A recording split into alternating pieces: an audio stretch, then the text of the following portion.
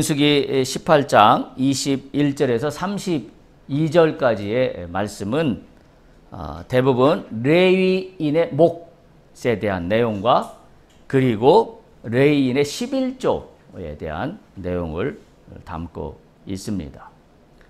특별히 우리가 알다시피 제사장과 레위인들은 하나님이 그 땅을 분배하지 않았습니다.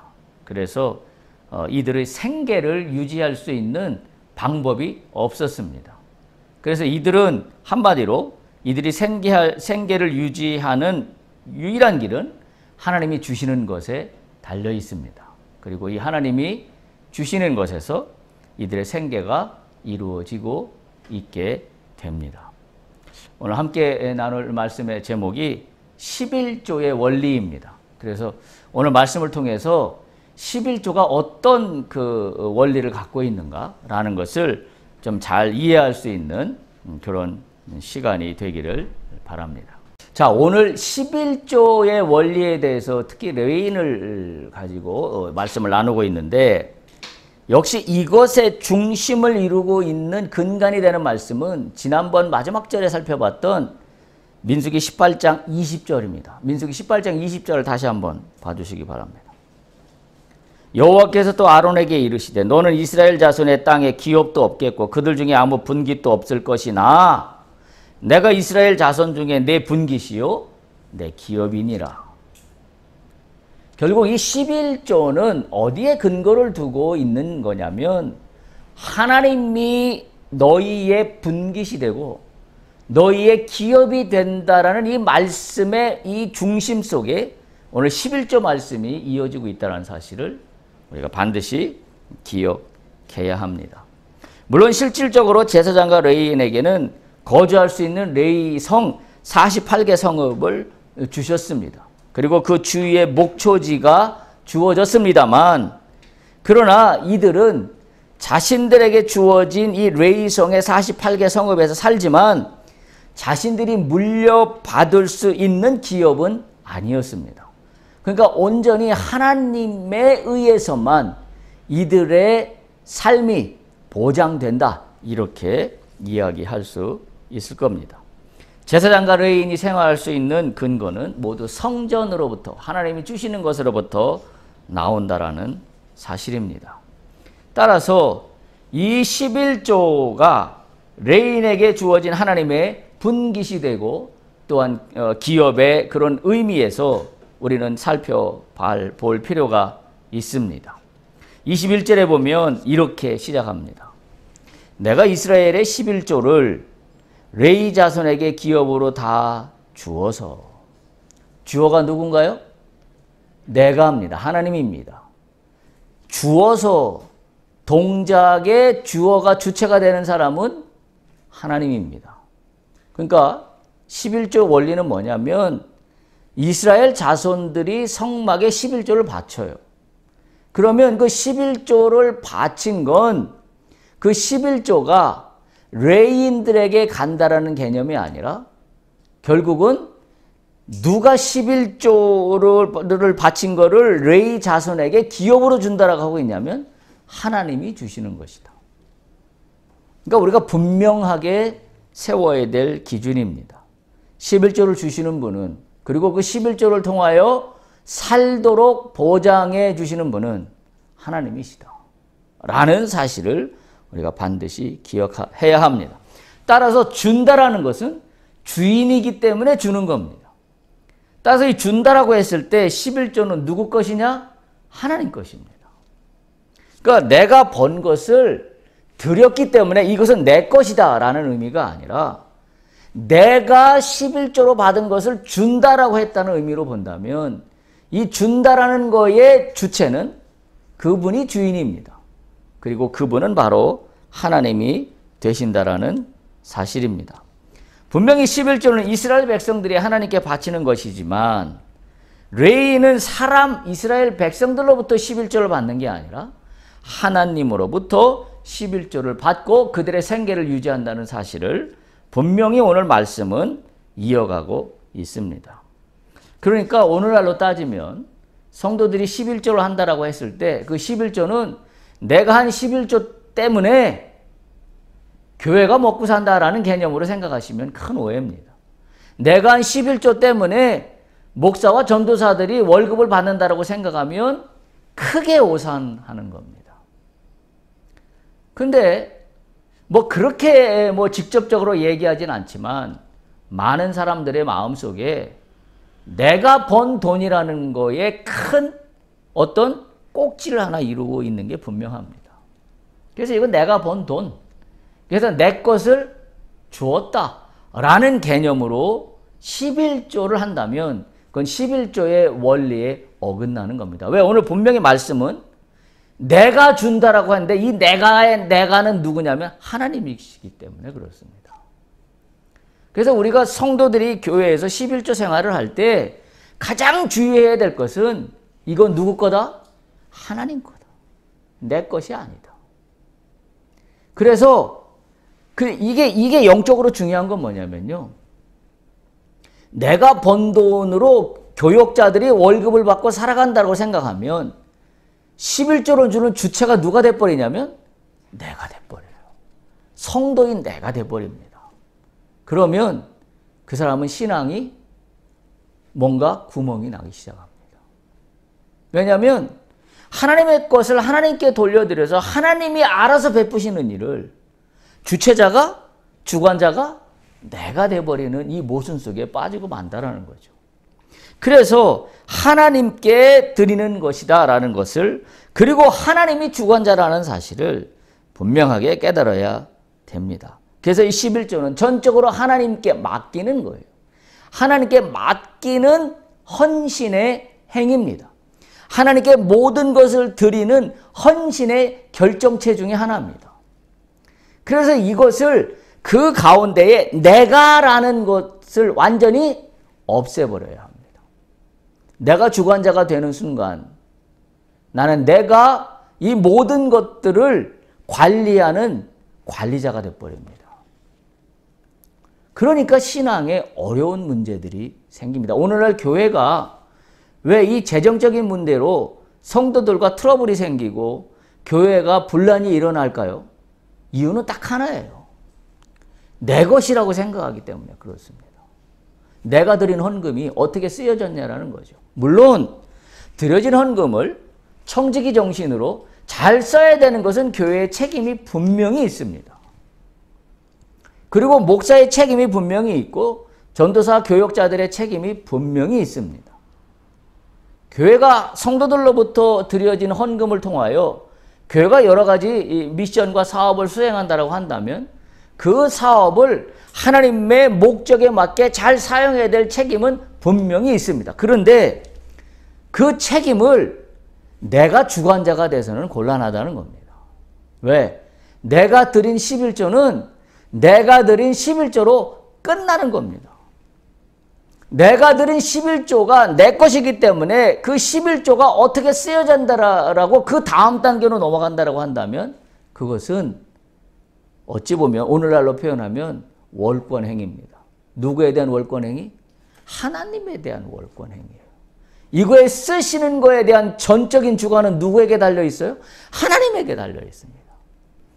그런데 오늘날 많은 성도들은 이 돈의 문제 때문에 교회에서 분란이 일어나고 불편한 관계가 유지되고 목사와 성도 사이에 불신이 쌓이고 어려운 문제가 생기는 이유는 다 내 것이라고 생각하기 때문입니다. 목사도 교역자도 교회에 들어온 돈이기 때문에 내 마음대로 써야 된다고 한다면 이것도 11조 정신에 어긋나는 겁니다. 내 마음대로가 아니라 누구 뜻대로? 하나님 뜻대로. 하나님 마음대로.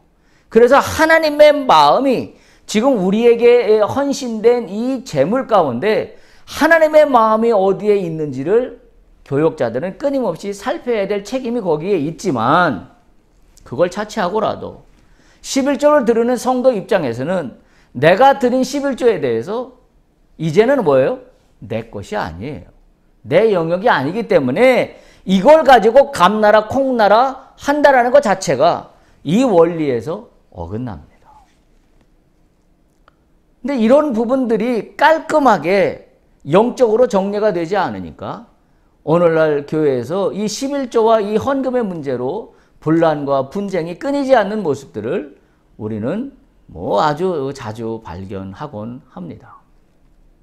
오늘 11조의 원리가 하나님께 드리는 것이다 라는 걸 분명히 기억할 수 있길 바랍니다. 11조가 교회에 드리는 것도 아니고 목사와 전도사에게 주는 것도 아니고 11조는 하나님께 드리는 것이다 라는 사실을 분명히 기억할 수 있어야 합니다. 따라서 11조는 온전한 11조를 드려야 합니다. 만약 다른 곳에 헌금을 하거나 다른 곳에 어떤 목적을 가지고 내가 드리는 헌금이 사용되기를 원한다라고 한다면 그것은 다른 이름으로 드리면 됩니다.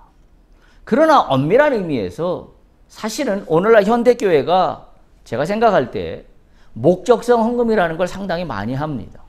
예를 들면 무슨 선교를 위한 목적, 뭐를 위한 목적으로 해서 이것은 이 목적을 위해서만 씁니다. 심지어 어떤 성도들은 내가 교회에다가 헌금을 하면서 내가 드리는 이 헌금은 반드시 어디에만 사용하는데 사용하도록 이 헌금을 써주십시오라고 봉투에 적어서 헌금을 드리기도 합니다. 그러니까 교회 전체적으로 목적성 헌금을 하기도 하지만 나 개인적으로도 어떤 경우에는 내가 이 헌금을 드리는 건 어디에 써달라고 목적을 정하고 헌금을 드리는 경우가 있습니다. 오늘 원리에 비춰보면 이런 나의 헌금 생활의 행위가 원리에 맞지 않습니다. 그래서 우리가 현대교회가 많이 변형되어 있는 걸 발견할 수 있어요. 물론 속된 말로 표현하면 이런 이유 저런 이유 이런 명분 저런 명분을 들어서 뭐 헌금을 많이 걷어서 교회가 하고자 하는 사업을 하고자 하는 목적이 분명히 그 안에 숨어 있습니다. 그러나 오늘 우리가 말씀 속에서 다시 한번 봐야 되는 것은 내가 어느 목적을 가지고 헌금을 드리는 것, 다시 말하면 내가 드리는 이 헌금이 어디에 쓰여지기를 원해서 드리는 헌금은 제가 볼 때는 성경적이지 않습니다. 왜? 우리가 드리는 헌금은 누구한테 드리는 거다? 하나님께 드리는 거예요. 그러면 하나님께 드리면 나는 거기에 대해서 나는 that's it. 끝입니다. 끝난 겁니다. 근데 내가 목적을 정하고 나의 돈이 거기에 쓰여지도록 한다는 사실은 뭐예요? 이미 이 돈에 대한 주관자가 누구예요? 내가 돼버린 거예요. 하나님이 아닌 겁니다. 하나님 이름으로 써달라고는 하지만 실질적인 의미를 보면 내가 이 돈이 가야 될 방향을 정한 거기 때문에 내가 이 헌금의 주관자예요. 그러니까 다시 말하면 내가 하나님이 된 겁니다. 저는 그렇게 해석하고 싶어요. 그래서 제가 볼 때 오늘날 교회 안에서 행하지는 각종 형태의 목적성 헌금은 바람직하지 않습니다.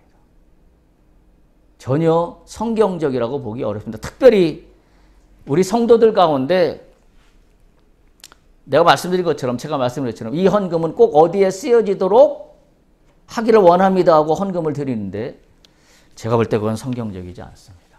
왜냐하면 내가 하나님 자리에 올라가 있기 때문입니다.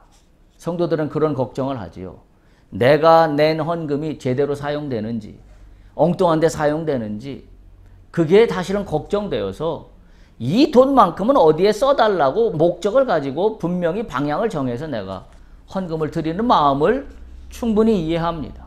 그러나 더 중요한 건 그렇게 하면 할수록 내가 번 돈이 누구 거다? 내 거다. 그래서 내가 세상에서 마트에 가서 물건을 내 맘대로 사는 것처럼 내가 하나님 앞에 헌금을 드리는 것조차도 내 맘대로 정해서 드린다라고 한다면 그게 과연 성경적인 원리에 맞는 것이냐라는 것은 우리가 더 이상 많은 설명을 하지 않아도 우리가 갸우뚱하지 않을 수 없는 그런 입장이라는 사실입니다. 감사헌금 하십시오. 선교헌금 하십시오. 어떤 헌금도 하십시오. 그러나 일단 드려진 헌금에 대해서 간섭하지 않는 것이 성경적 원리입니다. 왜냐하면 내가 드려진 어떤 형태의 선교헌금이든 감사헌금이든 어떤 헌금이든 드려진 헌금에 대해서 내가 거기에 무엇인가 내가 목적을 정하고 방향을 정하는 순간 내가 하나님 자리에 올라가는 것이기 때문에 그렇습니다. 그래서 이렇게 생각하시면 돼요. 내가 드린 헌금은 그거로 됐지. 끝! 이것이 어떻게 쓰여지든지 간에 그것은 내가 간섭할 영역이 아니다. 이게 성경적인 원리입니다. 그러면 말씀드린 대로 성도들이 헌신한 그 헌금은 잘 써야 될 책임을 누구에게 있다? 그건 교회에 있는 겁니다. 근데 그 교회에 있는 그 책임을 교회가 다하지 못할 때 그건 내 영역이 아니라 하나님 영역이에요. 하나님 영역입니다. 여러분, 우리는 그런 걸 참 많이 봅니다. 오늘 현대교회의 분쟁이 이 돈 문제, 헌금 문제 때문에 많이 발생하는데 사실은 목사님이나 또는 교회의 어떤 그 재직을 담당하신 분들이 우리가 인간적으로 볼 때도 헌금을 제대로 사용하지 않은 것처럼 보일 때가 있어요. 그래서 그것이 법적으로 문제가 되고 이 문제를 법정으로 끌고 가서 소위 소송으로 걸리고 하는 상황들을 굉장히 많이 봅니다. 그런데 여러분, 우리는 다 알고 있어요.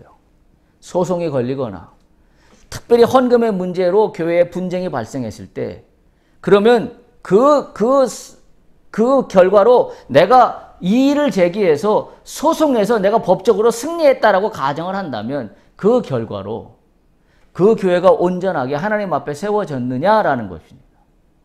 그렇지 않은 것을 우리는 봅니다. 결국 교회가 깨지고 교회가 심한 분열과 갈등 가운데서 빠져나오지 못하고 결국 하나님 영광을 드러내는 것이 아니라 결국 하나님의 이름을 더럽게 하고 마는 그와 같은 결과들이 오늘날 무지기수로 발생한다라고 본다면 우리는 간단하게 이렇게 정리하면 됩니다.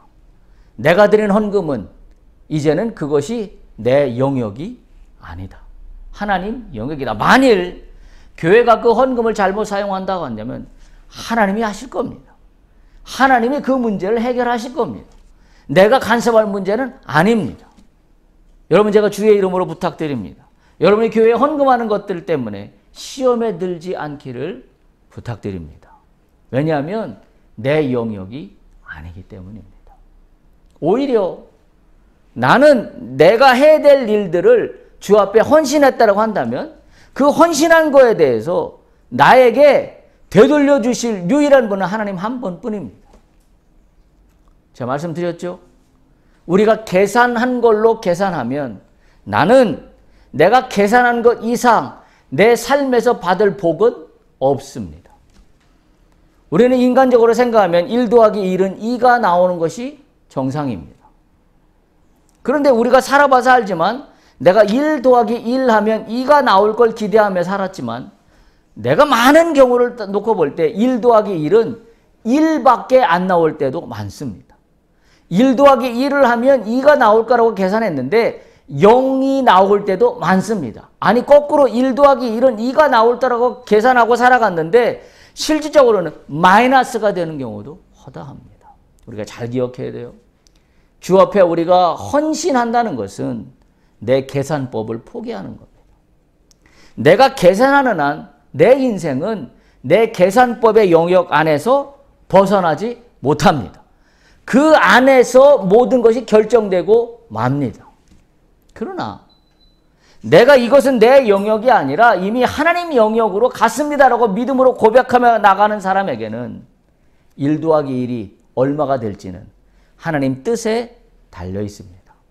다시 말하면 오늘 말씀으로 적용하면 내가 드린 헌신의 문제에 대해서 내가 주관자라고 생각한다면 내가 계산한 영역을 벗어나지 못하지만 내가 드린 헌신에 대해서 이제는 내 영역이 아니라 이것은 하나님의 영역이다라고 믿음으로 고백하고 나간다면 이제부터는 그 계산법은 내 계산법으로 작동되는 게 아니라 하나님 계산법이 작동된다는 사실을 우리가 반드시 기억할 수 있기를 바랍니다. 우리가 11조를 하면서 우리가 걸리는 부분이 언제냐면 우리의 그 벌어들이는 우리의 우리의 그 소득이 작을 때는 크게 문제되지 않아요. 크게 문제되지 않습니다. 그런데 우리의 소득이 많아지면 이때부터 11조에 갈등이 생기기 시작합니다. 예를 들면 우리의 11조, 우리의 소득이 100만 원이라고 한다면 그때 10만 원 드리는 11조는 크게 문제되지 않습니다. 근데 우리의 소득이 1억, 2억, 10억이 된다고 한다면 그때부터 11조는 문제가 됩니다. 과연 내가 이 많은 돈을 이 교회에 드려야 되는 게 맞는 것인가 하는 문제지요. 여러분, 제가 그림을 두 개를 오늘 말씀을 묵상하면서 그려왔는데요. 그 그림을 한번 볼 수 있길 바랍니다. 위에 있는 그림과 밑에 있는 그림이 있습니다. 지금 위에 있는 그림과 밑에 있는 그림의 차이를 잘 이해가 가시죠? 예. 어떤 차이가 있는지 아마 이해가 가실 겁니다.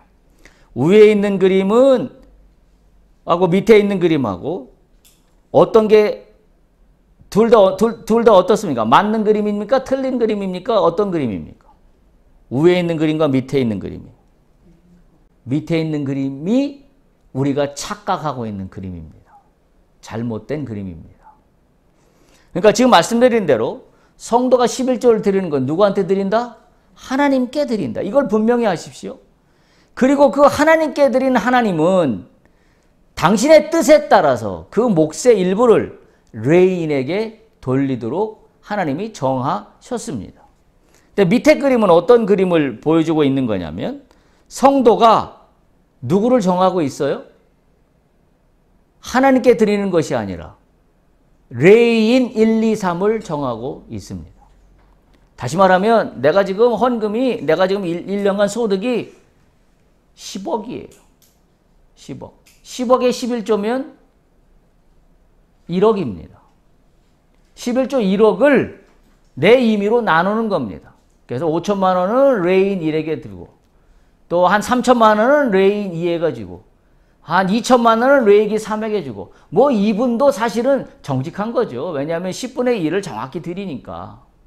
그런데 오늘 원리에 의하면 이 11조는 11조가 아닙니다. 11조 누구한테 드린다? 하나님께 드린다. 근데 잘라서 얼마는 레인 1에게 드리고 잘라서 얼마는 레인 2에게 주고 잘라서 얼마는 레인 3에게 주는 거는 내가 11조를 누구한테 주는 거야? 하나님한테 주는 게 아니라 레인에게 주는 거예요.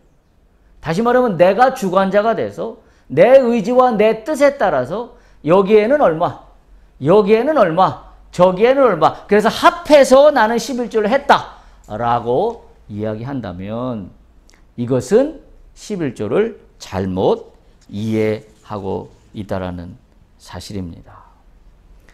오늘 이 부분을 분명하게 정할 수 있어야 됩니다. 물론 레인 1과 레인 2와 레인 3에도 하나님이 임재하십니다. 그래서 내가 하나님한테 준 것이다 라고 이야기할 수 있지만 분명한 사실은 내가 정했다는 겁니다. 내가 레인 1, 레인 2, 레인 3을 정해서 내 뜻에 따라 나눴다는 겁니다. 거기에는 나의 뭐가 있나요? 나의 정의와 나의 공의가 있어요. 내가 생각할 때 여기는 한 5천만 원, 여기는 한 3천만 원, 여기는 한 100만 원, 여기는 한 1,900만 원. 내 의에 따라서 나눴다는 게 문제라는 겁니다. 이건 11조가 아닙니다. 이건 헌신도 아닙니다. 근데 오늘날 이 소득이 많은 성도들 가운데 11조를 이렇게 이해하는 사람이 있습니다. 그래서 11조를 드리고 이 11조를 내가 나의 정의에 따라서 나의 공의에 따라 나눠서 얼마는 어려운 교회, 우리 그런 분들 많아요. 내가 나눠서 얼마는 어려운 교회, 그리고 얼마는 본 교회 내가 출석하는, 그리고 얼마는 나눠서 어디 어려운 교회, 어디 미자립 교회 내가 나의 11조를 나눠서 드린다. 겉으로 볼 때는 굉장히 그럴싸해 보이고 겉으로 볼 때는 11조의 총액을 마친 것처럼 보일지 모르지만 내가 나누는 주관자가 됐다는 의미에서 이것은 11조의 원리에 어긋난다는 사실이에요. 우리가 그 부분을 정확히 이해할 수 있어야 합니다. 24절에도 다시 한번 이렇게 강조합니다. 레인에게 주시는 11조를 하나님은 기업이라고 표현합니다. 그래서 이스라엘 자손이 여호와께 거제로 드리는 11조를 레인에게 기업으로 주었으므로 이렇게 말씀을 이어가고 31절에도 오늘 본문의 말씀을 보면 이걸 뭐라고 하나님이 말씀하시냐면 레위에게 돌리는 돈을 돌리는 것을 너희의 보수다 라고 오늘 말씀이 이어가고 있습니다. 그러니까 이런 거죠. 이스라엘 백성이 하나님께 11조를 드렸어요. 그리고 11조를 레인에게 또 하나님이 허락하십니다. 어쨌든 결론적으로 돈의 돈이 간 걸 보면 이스라엘 자손이 드린 11조가 레인에 간 것이 맞습니다. 그러나 여기에 분명히 우리가 기억해야 되는 건 다시 한번 강조하지만 내가 레인에게 준 것이 아니라 나는 하나님께 드리고 그리고 나는 어떻게 했다? 거기서 끝. 이거 지금부터는 나의 관여의 영역이 아닌 겁니다.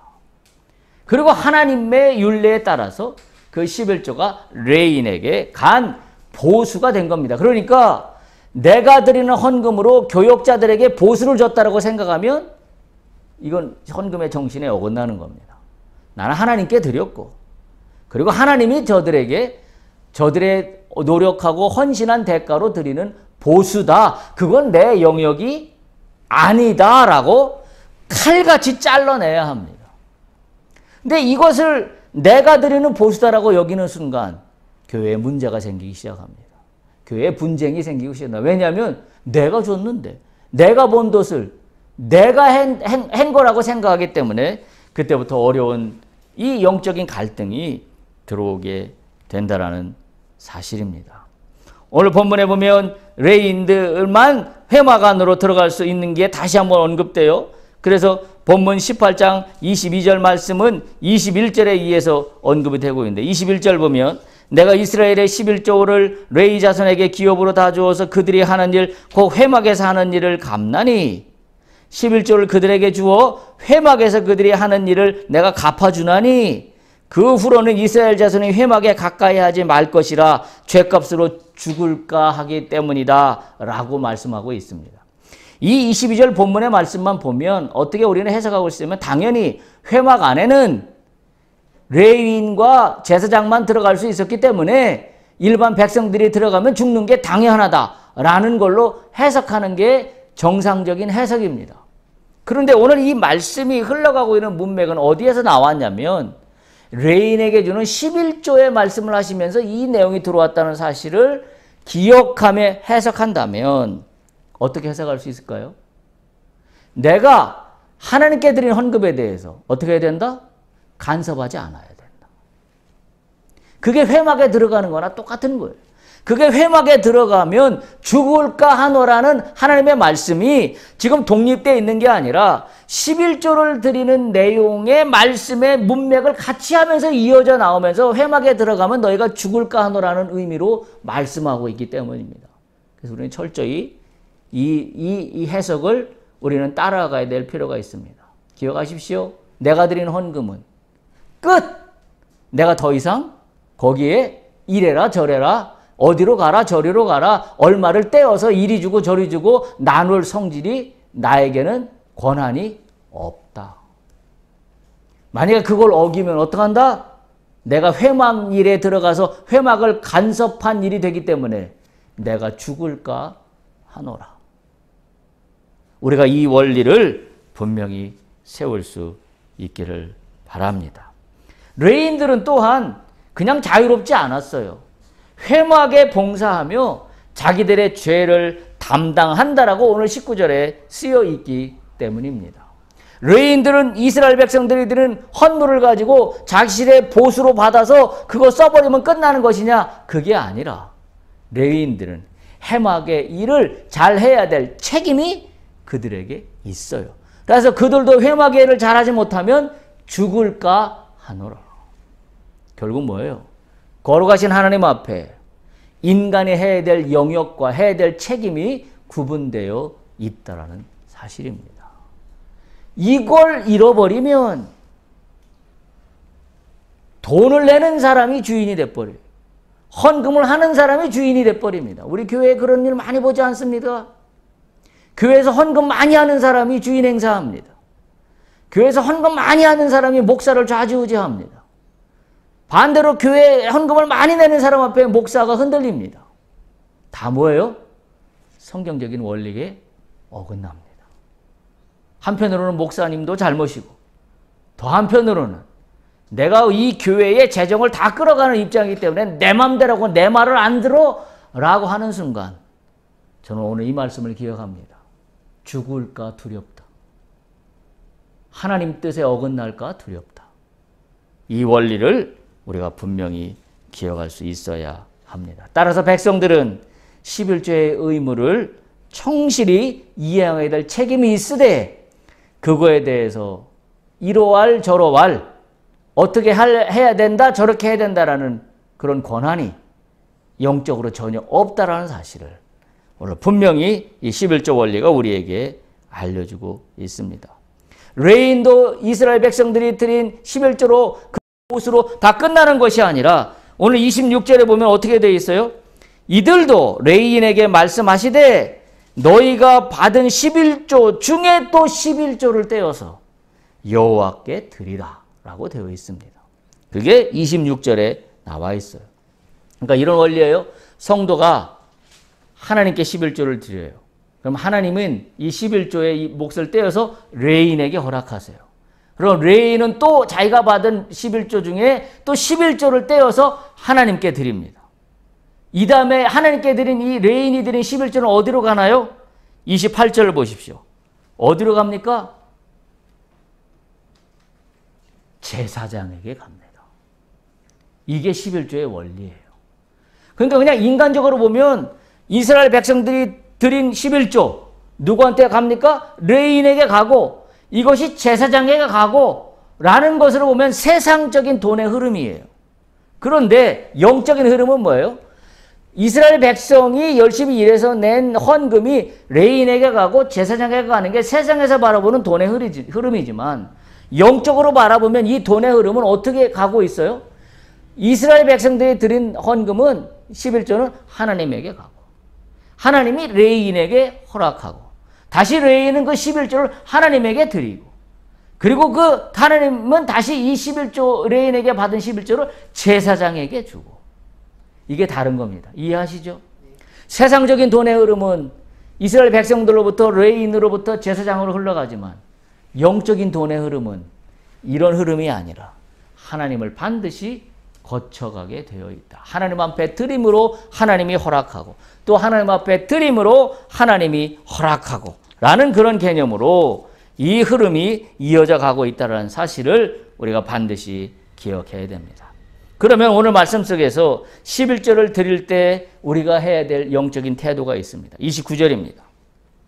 첫 번째 뭐라고 되어 있습니까? 너희가 받은 모든 헌물 중에서 너희는 그 아름다운 것 곧 거룩하게 한 부분을 가져다가 여호와께 드릴지니라.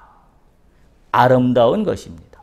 귀한 것입니다. 구별하여 드리는 겁니다. 남는 것, 찌꺼기, 내가 쓸 거 다 쓰고 나서 남으니까 드리는 것이 아니라 가장 아름다운 거, 가장 구별된 거, 가장 귀한 거, 그것을 오늘 성경은 뭐라고 하냐면 거룩하게 된 것이라고 기록하고 있습니다. 하나님은 이 헌물을 받으십니다. 이거를 그래서 이렇게 드리는 헌물 속에 내 계산으로부터 나는 자유합니다. 그때부터 하나님이 하나님의 계산법으로 나에게 주신, 나에게 받으신 헌물에 축사하십니다. 마치 그거죠. 오병이어의 기적을 기억하시기 바랍니다. 물고기 2마리와 떡 5덩어리. 5,000명을 어떻게 먹이나요? 나의 계산법으로는 해결되지 않는 겁니다. 상식적으로 논리적으로 엉뚱한 이야기입니다. 맞지도 않는 이야기입니다. 그런데 주님은 오병이어를 가지고 5,000명을 먹고도 12광주리가 남았다라고 성경은 기록하고 있습니다. 내 계산법이 아니라 하나님 계산법으로 가는 겁니다. 오병이어는 뭐예요? 하나님 보시기에 오늘 말씀에 빗대어 보면 모든 헌물 중에서 너희가 가장 아름다운 것입니다. 어린아이가 싸웠던 도시락에 있던 물고기 2마리와 떡 5덩어리입니다. 예수께서 성경에 보면 뭐라고 그랬어요? 거기에 축사하셨다라고 기록하고 있어요. 그 헌물에 그 아름다운 헌물을 받으신 주님이 축복하신 거예요.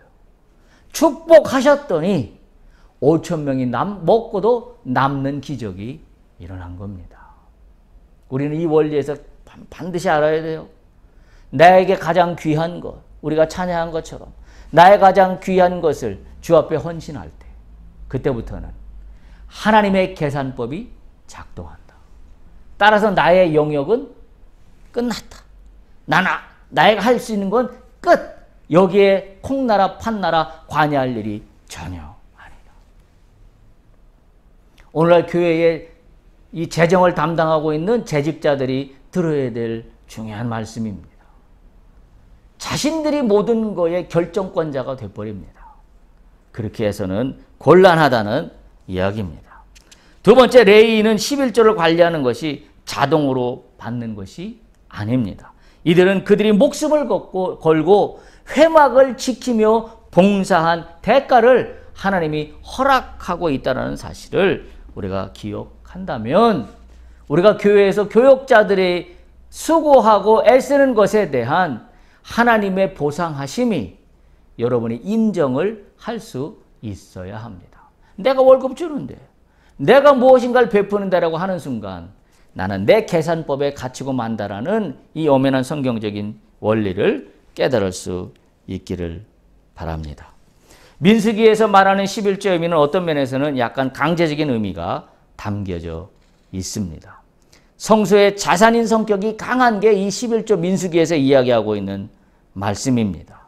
그래서 이 강제 조항의 성격을 오늘 본문의 말씀에서 담고 있습니다만은 이 성경의 다른 부분들라도 오늘 민수기 말씀에서 이 부분을 더욱더 강조해서 이야기하고 있다는 사실을 본다면 광야 기간이 갖고 있는 독특한 성격 때문에 더 그렇다라고 저는 해석하고 싶습니다. 다시 말하면 어떤 거예요? 내 인생의 모든 것은 주관자가 하나님이시다.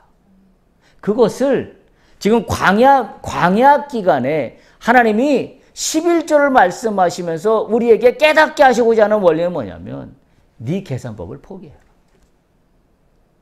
네가 광야 기간에 네가 배워야 될 교훈이 있다면 네가 네 인생의 주관이고 네가 번 것으로 네 광야를 통과하는 게 아니라 네가 번 것으로 하나님께 드리고 그것이 끝이라고 여기는 순간 그때부터 내 계산법이 너에게 작동하여 너는 광야를 넉넉히 통과하여 가나안으로 들어가게 될 것이다 라는 의미가 오늘 이 광야 기간에 민수기에서 특별히 이 11조에 대한 말씀을 주시는 의미다라는 거예요. 따라서 우리가 우리로 받아들여야 되는 말씀의 교훈은 내가 광야 기간 동안에 하나님의 것을 인정하는 겁니다. 내가 어려운 시간에 내가 이 어려운 고난의 시간에 소위 말해서 돈 100원 버는 것이 너무 귀해서라고 하는 한 하나님의 계산법은 작동하지 않는다라는 겁니다. 정리합니다. 우리가 드리는 헌금은 하나님께 드리는 겁니다. 이걸 분명히 기억해야 합니다. 따라서 이 헌금은 거룩하게 드려야 합니다. 내가 거룩하게 이 헌금을 드릴 때 이것은 이제 내 것이 아니라 하나님이 역사하시는 하나님의 계산 창구가 된다는 사실을 우리가 분명히 기억할 수 있기를 바랍니다. 따라서 11조는 영적인 믿음의 행위입니다. 이건 그저 의식적이고 율법적인 행위가 아니라 하나님 앞에 나의 모든 것을 드리는 헌신하는 고백의 영적 믿음의 행위라는 사실을 우리가 다시 한번 깨달을 수 있기를 간절히 소망합니다. 할렐루야.